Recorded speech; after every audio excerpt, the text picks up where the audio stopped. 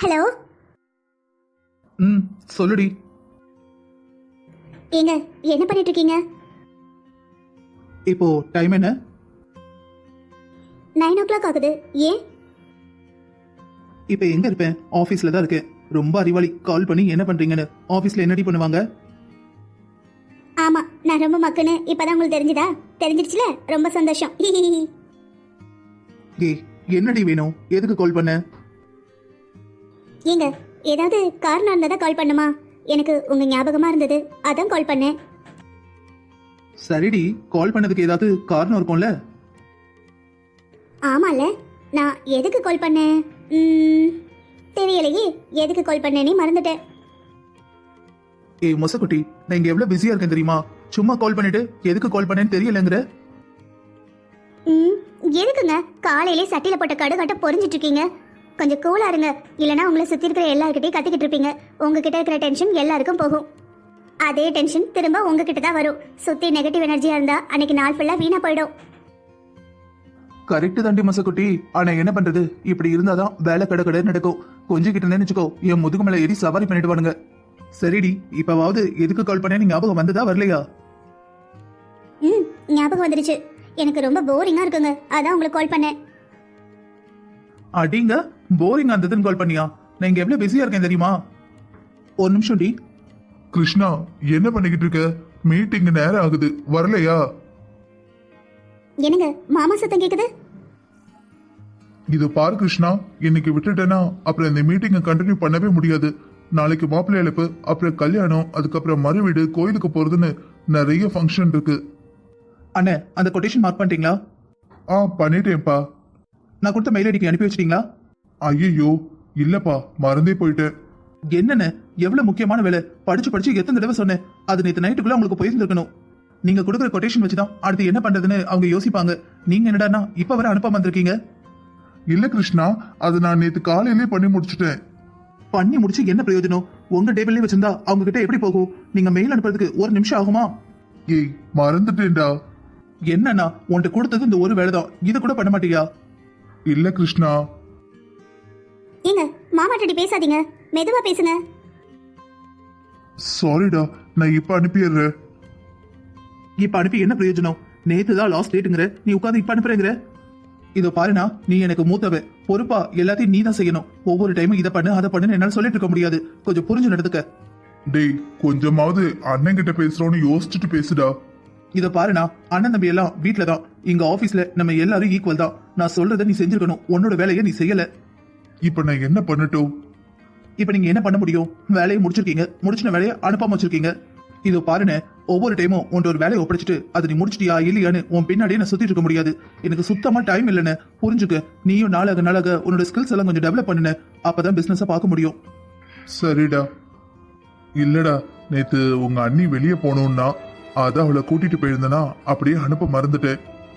இதோ பாருனா, உன் பர்சனல் வேலையெல்லாம் பார்க்க கூடாதுன்னு நான் சொல்லல. நீ அன்னி கூட வெளியே போறது இல்ல மத்ததெல்லாம் உன்னோட வேலைனா. நீ லீவ் போட்டேன்னு வச்சுக்கோயேன், உனக்கு பதிலா யாராவது அந்த வேலையை பார்த்துருவாங்க.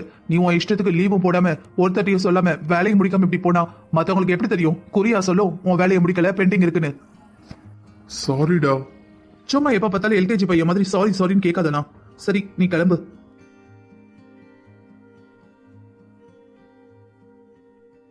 ஏங்க எதுக்குங்க மாமாட்ட கோவமா பேசுறீங்க? நான் சொல்லிக்கிட்டே இருக்கேன், நான் பேசுறது உங்க காத்துல விழவே இல்லையா?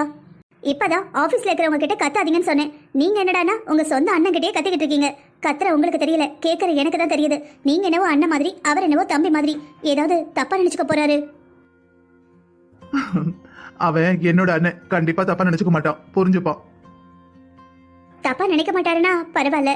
ஒருவேளை புரிஞ்சுக்கலனா ரொம்ப தப்பா போயிடும். அவருக்கும் கல்யாணம் ஆயிடுச்சு, நமக்கும் கல்யாணம் ஆக போகுது. முடிஞ்சளவு இந்த மாதிரி எதுவும் பேசாம. இங்க பாருடி, ஆபீஸ் விஷயம் ஒண்ணுமே தெரியாம சும்மா வாய் எழுந்துட்டு இருக்காது. நீ வேணா இங்க வா, உனக்கு எல்லாத்தையும் சொல்லி கொடுக்குறேன். நீயும் ஒர்க் பண்ணு.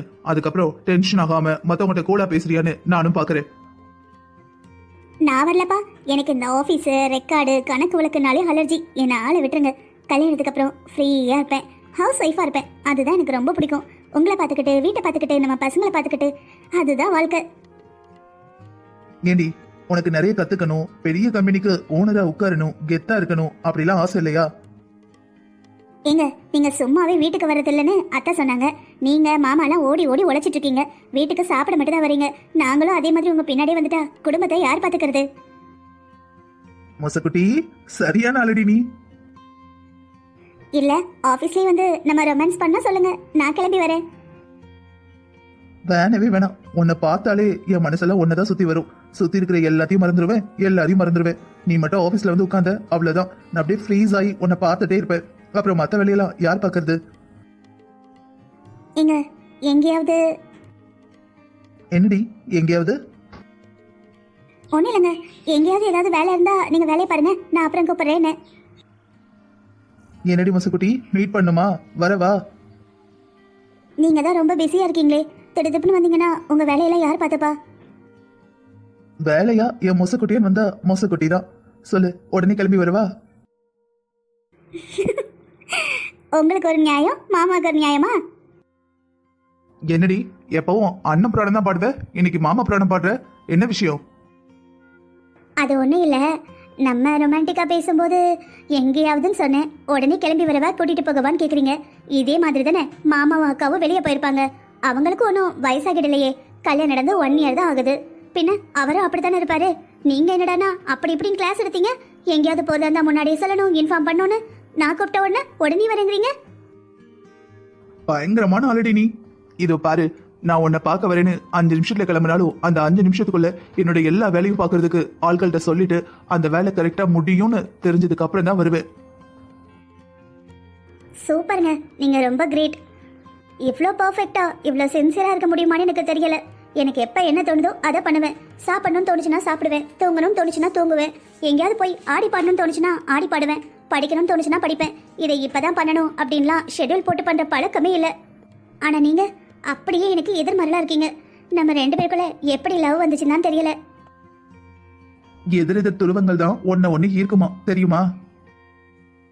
ஓ அப்படியா? தெரியாதே. சரிடி மசுக்குட்டி, ஒரு இம்பார்ட்டன்டான மீட்டிங் இருக்கு, நான் அப்புறமா கூப்பிடுறேன், ஓகேவா? ம் சரிங்க. இவரை பார்க்கணும் போல இருக்கு. சரி, பார்க்க தான் முடியாது, அட்லீஸ்ட் கொஞ்ச நேரம் பேசலான்னா ஓடி போயிடுறாரு. இப்பவே இப்படி இருக்காரு, கல்யாணத்துக்கு அப்புறம் நம்ம கூடவே இருக்க மாட்டாரோ? சேச்சே, அப்படியெல்லாம் இருக்காது. கல்யாணத்துக்கு அப்புறம் நாங்கள் ஒரே வீட்டில் தானே இருப்போம். சொல்லு ஆமி. எல்லாம் நல்லா தான் போயிட்டுருக்கு. ஆமாம் ஆமாம், சரி. நான் கூட நீ ஏதாவது மனசு வருத்தத்தில் இருப்பியோ எப்படி கூப்பிடேன்னு பார்த்தேன்.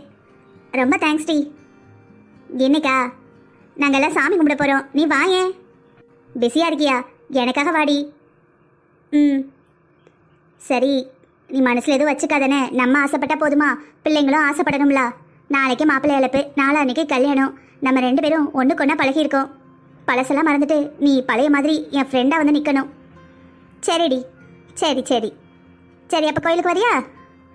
ம் சரி சரி, நான் அப்போ கிளம்புறப்ப உனக்கு ஃபோன் போடுதேன். சரி. மீனா, நானே உன்னை கூப்பிடலான்னு நினச்சேன், நீயே கீழே வந்துட்டியாமா? சொல்லுங்க அத்தை, ஏதோ வேலை இருக்கா? பூஜை பொருள்லாம் வாங்கிட்டு வந்தாச்சுமா, அதெல்லாம் சரியா இருக்கான்னு ஒரு தடவை கை பார்க்கணும். சரி அத்தை, பார்த்துடலாம். லிஸ்ட் எல்லாம் அது உள்ளேயே இருக்கா? ஆமாம்மா, கடையிலேருந்து சாமான் வாங்கிட்டு வந்தா லிஸ்ட்டை உள்ளே தான் போட்டு வச்சிருக்கேன், ஒரு தடவை எல்லாம் இருக்கான்னு செக் பண்ணணும். சரி அத்தை, பார்த்துடலாம். நீங்க ஏதாவது ஜூஸ் குடிக்கிறீங்களா அத்தை? இல்லைம்மா, இருக்கட்டும், நான் இப்போ தான் காஃபி குடித்தேன். நீ ஏதாவது சாப்பிட்டியாடா? சாப்பிட்டேங்க அத்தை. அத்தை, வேற எதுவும் கடையில வாங்கணுமா? இல்லைம்மா, எல்லாமே வாங்கியாச்சு. ஏதாவது வாங்க வேண்டியிருந்தா சொல்லுங்க அத்தை, இன்னைக்கே வாங்கி வச்சிடலாம். நாளைக்கு கடைக்கெல்லாம் போக முடியாது, சொந்தக்காரங்கெல்லாம் வந்துருவாங்கல்ல. சரிம்மா, ஓரளவுக்கு இன்னைக்கே பார்த்துக்கலாம். ஒருவேளை எதுவும் இல்லைன்னா டிரைவர்கிட்ட கொடுத்து வாங்கிட்டு வர சொல்லுவோம். டிரைவர் எதுக்கு அத்தை, நானே போயிட்டு வரேன். நம்ம வீட்டு விசேஷத்துக்கு நம்ம கையால வாங்கினதா சந்தோஷமா இருக்கும். அது சரி, உன்னை எதுக்கு கஷ்டப்படுத்திக்கிட்டேன்னு பார்த்தேன். இதுல என்னத்த கஷ்டம் இருக்கு, நான் சும்மா தானே இருக்கேன். கல்யாணம்னாலே கலகலன்னு அங்க இங்கன்னு ஓடி ஆடி வேலை பார்த்தா தானே சந்தோஷமா இருக்கும். சரிடா, அதுவும் சரிதான். அடடே, வா ஆமி, வா வா, இப்பதான் பேசணும், அதுக்குள்ள வந்துட்டே, வா உட்காரு. வாங்க ஆண்டி, வாங்க உட்காருங்க. இருக்கட்டும் இருக்கட்டும், என்ன செய்யறேன்னு பார்த்துட்டு போலான்னு வந்தேன். ஏதாவது வேலைகள் இருக்கா? எந்த வேலையா இருந்தாலும் சொல்லு, கொஞ்சம் பார்த்து முடிச்சுட்டு சாயங்காலம் வீட்டுக்கு போலாமேன்னு வந்தேன். நீ வந்ததே போதும், ஒரு வேலை இல்லை. நாளைக்குங்கிற மாதிரி சாயங்காலம் கோயிலுக்கு போகிறதுக்கு எல்லா சாமானும் வாங்கிட்டு வந்தாச்சு, எல்லாத்தையும் கை பார்த்தாச்சு. வேற என்ன வேலை இருக்கு? அதான் உன் மகன் எல்லாத்துக்கும் வேலைக்கு ஆள் போட்டிருப்பாங்களே, பின்ன என்ன? ஆமா ஆமி, ஆமா ஆமா, நான் கஷ்டப்படக்கூடாதுன்னு எல்லாத்துக்கும் ஆள் போட்டுட்டான். இருந்தாலும் நம்ம பாரம்பரியப்படி எல்லாம் நடக்கான்னு பார்க்கணும்ல. வேலைக்கு வந்தவங்க எனத்த சரியா பார்ப்பாங்க, நம்ம சொன்னா செய்வாங்க, அவங்களா ஏன் வச்சு செய்ய மாட்டாங்களா? ஆமா ஆமா, நீ சொல்றது கரெக்டு தான். அப்புறம் உன் சமந்தாரி வீட்டில் என்ன சொல்றாங்க? அங்க என்ன, அவங்களும் கல்யாண வேலை பார்த்துக்கிட்டு இருப்பாங்கன்னு நினைக்கிறேன். போன தடவை கல்யாணத்தப்ப உனக்கு கையிலே பிடிக்க முடியலையே. ஒரு மாசம் கடைக்கு போறதும் வீட்டுக்கு வரதும், கடைக்கு போறதும் வீட்டுக்கு வரதுமெல்லாம் இருந்தேன். இந்த தடவை அந்த மாதிரி எதுவும் இல்லையே, ஏன்? அதுவா, இந்த தடவை என் மருமக வந்துட்டா. அப்புறம் என் பிள்ளைங்க 2 பேருக்கும் ஓரளவுக்கு விவரம்லாம் தெரிஞ்சிருச்சு. அவங்களே பாதி வேலையை முடிச்சிடுறாங்க. வீட்டுல இருந்து பாக்குற வேலையை மருமக பாத்துக்கிறா. எனக்கு வேலையே இல்லை. சரி, கிருஷ்ணா பண்டாட்டிக்கு என்ன கிஃப்ட் கொடுக்க போற? கிஃப்ட்லாம் ஏற்கனவே வாங்கி வச்சாச்சு ஆமி. என்ன, வைராட்டிகையா? ஆமா, மூத்த மருமகளுக்கு அதானே வாங்கி போட்டேன். அதான் சின்ன மருமகளுக்கும் அதையே தான் வாங்கியிருக்கேன். என்ன இப்படி சொல்ற சுப்லட்சுமி? என் மூத்த மருமகளுக்கு வைராட்டிகை போட்டேன், சின்ன மருமகளுக்கு அதை விட பெருசாக ஏதாவது செய்ய வேண்டியதானே? வருஷம் வர வர ட்ரெண்டிங் மாறிக்கிட்டேல இருக்கு. இல்லை ஆமி, ட்ரெண்டிங் மாறினாலும் 2 மருமகுமாருக்கும் ஒரே மாதிரி செய்யணும்னு ஆசை. எனக்கு அத்தை கூட கொடுத்துட்டாங்க, உனக்கு குறையா கொடுத்துட்டாங்கன்னு பேச்சு வந்துடக்கூடாதுல்ல. எந்த கிழமை இருந்தாலும் 2 பேருக்கும் மதிப்பு ஒரே மாதிரி இருக்கும். அதான் ஒரே மாதிரி டிசைன்ல, அது உள் சைடில் 2 பேரோட பேரை போட்டு வச்சிருக்கேன். ஏன்னா மாறினா தெரியாம போயிடும்ல, அதனால. சரி சரி. அப்புறம் ஆதிக்கு எத்தனை பவுன் போடுறாங்க? 700 800? ஏன் ஆண்டி 700 800ங்கீங்களே, அது என்ன தங்கமா? ஆமாம்மா, தங்கத்தை தான் கேட்கேன், எத்தனை பவுன் போடுதீங்கன்னு. எப்படியும் முத்துக்கே 400 பவுன் போட்டாங்க. உங்க அண்ணன் கல்யாணம் நடக்கும் போதெல்லாம் ஏதோ ஒரு கம்பெனியில் சும்மா வேலை தான் பார்த்துக்கிட்டு இருந்தான். அவனுக்கே சக்கரவர்த்தி குடும்பத்திலேருந்து 400 பவுன் போட்டாங்க. இப்போ வைரத்திலேயே உங்க சின்னண்ணா போய் இழைச்சானாம்ல. எப்படியும் கிருஷ்ணனுக்கு பொண்டாட்டிய வர போறவா ஒரு 800க்கும் குறையாம கொண்டு வந்திருப்பாளே, அதான் கேட்டேன். ஐயையோ, இதுக்கு என்ன சொல்லுன்னு தெரியலையே. என்ன சுப்புலட்சுமி, ஒன்றும் சொல்லாம இருக்க? அது அது என்ன, எத்தனை பவுன் போடுறாங்க சொன்னாங்களா? இல்ல பவுனுக்கு இவனு ஒன்றும் கிடையாதா? உன் மகன் லவ் பண்ணி கேட்டுதான்னு சொன்னேன், அதுக்காக பொண்ணு சும்மாவா அனுப்பி வைப்பாவே? இல்ல ஆமி, அது அவங்க வீட்டில் 100 பவுன் போட்டு அனுப்புறாங்க. 100 பவுனா? என்ன சொல்ற? உன் கம்பெனியில் ஒர்க் பண்றவனுக்கே 200 பவுனுக்கு மேலே போடுவாங்க. நீ என்னடானா கிருஷ்ணாக்கு 100 பவுனுங்கிற? உனக்கு மண்டை கிட்ட குழம்பி போச்சா? ஆண்டி, வரதட்சணை கேட்கறதும் குற்றம், கொடுக்கறதும் குற்றம். அது இல்லம்மா, என் பொண்ணுக்கெல்லாம் கிருஷ்ணன் தம்பி சரின்னு சொல்லியிருந்தாவன்னா நான் 1000 பவுன் போட்டிருப்பேன். என்ன செய்ய, சுப்புலட்சுமி தலைவிதி இப்படிதான் இருந்திருக்கு. ஏத்தே, எனக்கு ரூம்ல கொஞ்சம் வேலை இருக்கு, நான் போறோம் வரேன், நீங்க பேசிக்கிட்டு இருங்க. சரிம்மா, நீ போ. என்ன ஆமி, நானும் என் மருமக இருக்கான்னு அமைதியா இருந்தேன். உன் இஷ்டத்துக்கு என்ன பவுன் எத்தனை பவுன் கேட்டுக்கிட்டு இருக்க? நான் உன்ட்ட சொன்னேன்ல, அவங்க 2 பேரும் லவ் பண்றாங்கன்னு. ஏற்கனவே கல்யாணம் நடந்துருச்சு. எதுக்கு அவ முன்னாடி சும்மா எத்தனை பவுன் அதுனா அவ மனசு கஷ்டப்படாதா?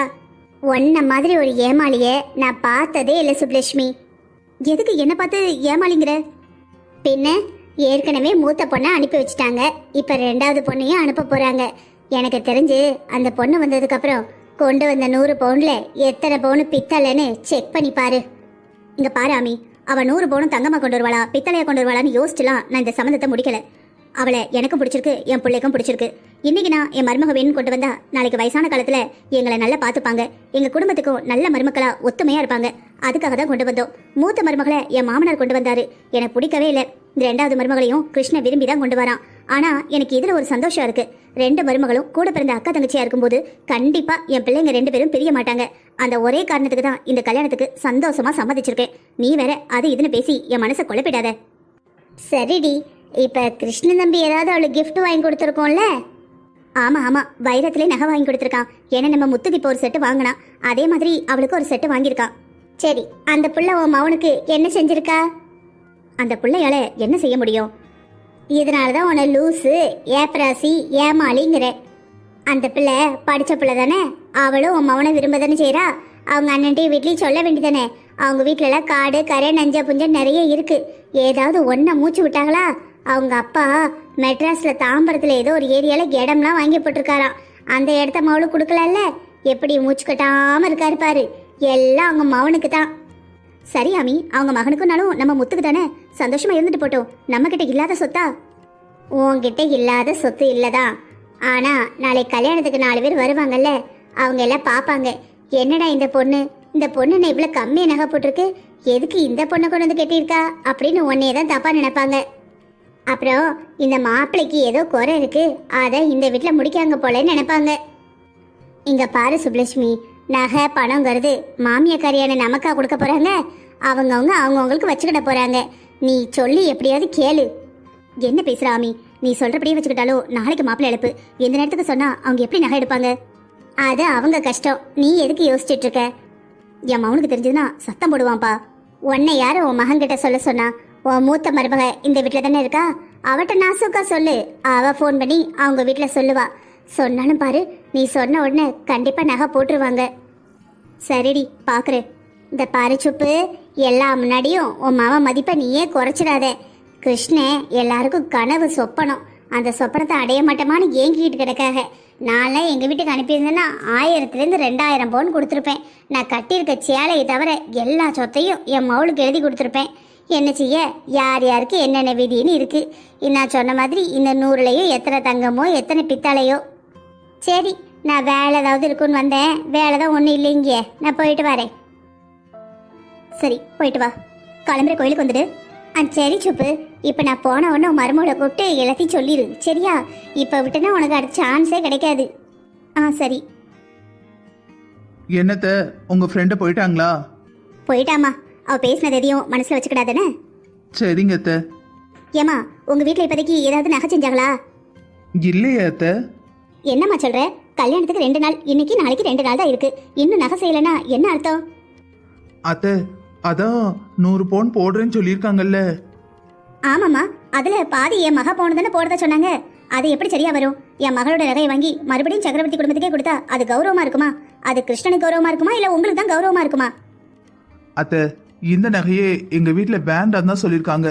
முத்து தான் ரொம்ப அதிக பிரசங்கித்தனமா இந்த நகையை நீங்க எடுத்துக்கோங்க, இல்லைன்னா நான் கல்யாணத்திலே வந்து நிக்க மாட்டேன்னு சொல்லிட்டா போல. வேற வழி இல்லாம தான் வாங்கியிருக்காங்க. இல்லைன்னா என் தங்கச்சிக்கு 50 பவுன் வீட்டுல செஞ்சது தான் போட்டிருப்பாங்க. ஏமா, 2 பொட்டப்பிள்ள இருந்திருக்கியே, உங்க அப்பா அம்மா ஒரு 100-150 பவுன் கூடவா சேர்க்காம இருந்தாங்க? இல்லத்த, எங்களுக்கு பரம்பரை சம்பாத்தியம்னு எதுவும் கிடையாது. எங்க அப்பா தான் கஷ்டப்பட்டு உழைச்சு வர்ற பணத்துல எங்களை 3 பேரையும் நல்லா படிக்க வச்சிருக்காரு. அதை தவிர வேற எதுவும் சொத்து இல்லத்த. என்ன கேட்டா அவங்க இவ்வளவு சேர்த்ததே பெரிய விஷயம்.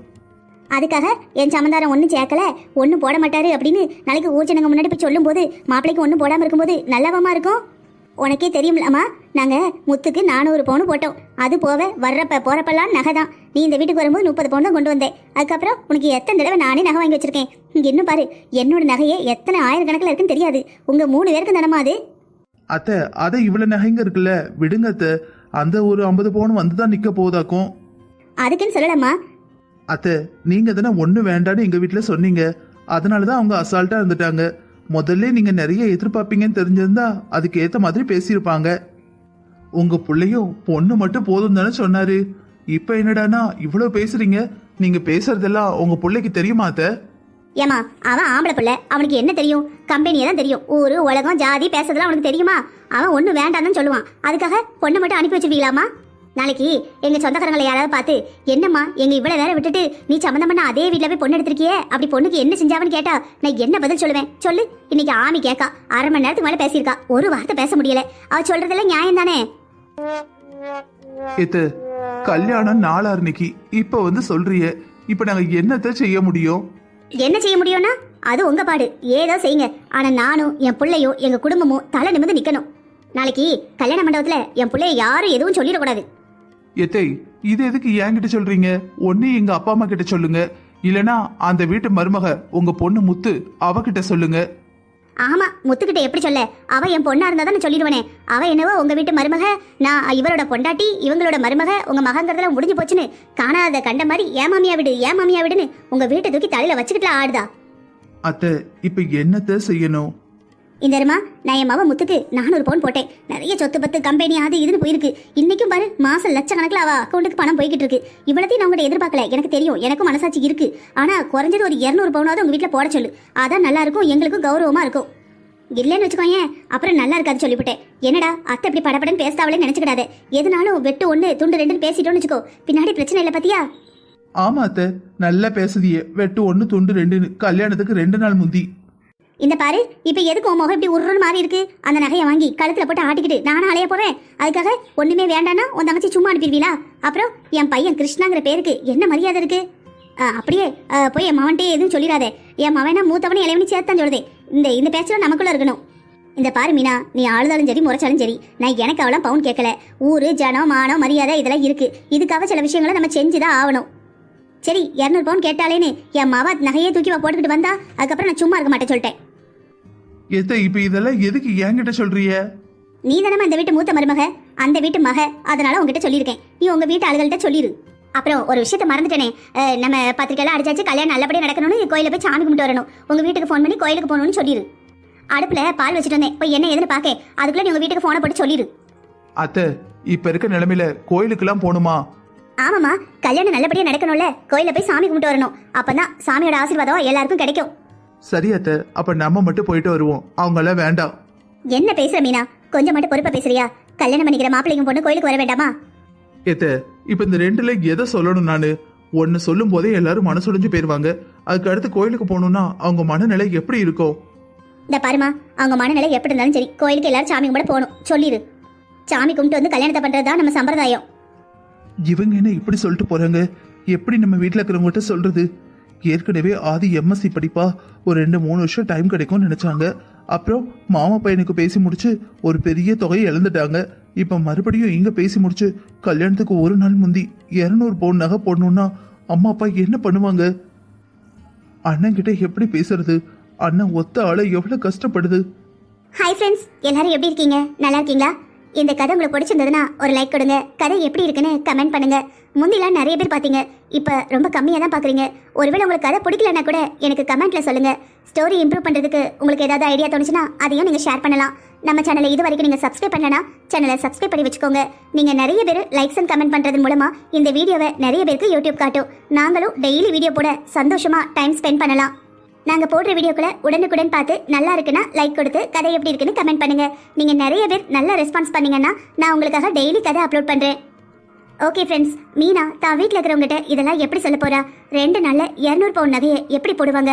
முத்துக்கிட்டையும் வாங்கக்கூடாதுன்னு ரொம்பவே கராரா சொல்லிட்டாங்க சுப்புலட்சுமி. கோயிலுக்கு போக போறாங்க. கோயில்ல என்ன நடக்க போகுதுன்னு நாளைக்கு எபிசோட்ல பார்க்கலாம். இந்த வீடியோ பிடிச்சிருந்ததுன்னா லைக் பண்ணி கதை எப்படி இருக்குன்னு கமெண்ட் பண்ணி சப்ஸ்கிரைப் பண்ணி வச்சுக்கோங்க. உங்க ஃப்ரெண்ட்ஸ் அண்ட் ஃபேமிலிக்கு நம்ம சேனலை ஷேர் பண்ணுங்க. Thank you friends.